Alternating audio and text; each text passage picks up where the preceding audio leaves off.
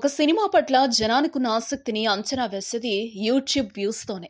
నిన్న మొత్తం 2 టీజర్లు, ఒక ట్రైలర్ విడుదల కాగా నాగ చైతన్య యుద్ధం శరణం టీజర్, జయజానకి నాయక ట్రైలర్ రెండు కూడా తెల్లవారేసరికి మిలియన్ వ్యూస్ తెచ్చుకున్నాయి.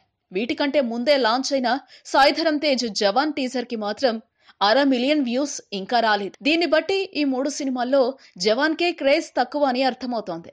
సాయిధరం తేజ్ ఇటీవలి చిత్రాలు ఫ్లాప్ కావడానికి తోడు వాంటెడ్ లాంటి ఫ్లాప్ ఇచ్చిన బీవీఎస్ రవి దర్శకుడు కావడంతో జవాన్ పట్ల ఆసక్తి తక్కువగా కనిపిస్తోంది.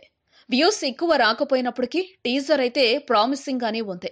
సాయిధరం తేజ్ రెగ్యులర్ గా చేసే కమర్షియల్ సినిమాల మధ్య దేశభక్తి ప్రధానమైన ఈ చిత్రం టీజర్ కొత్తగా అనిపిస్తోంది.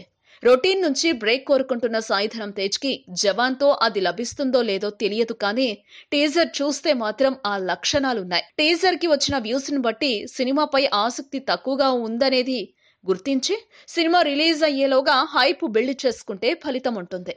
దిల్ రాజు సమర్పకుడి బాధ్యతలు తీసుకున్నాడు కనుక మున్ముందు జవాన్ పబ్లిసిటీ కూడా మోత మోగుతుందేమో చూడాలి. Please subscribe. Hi, it's me Purna. Please subscribe.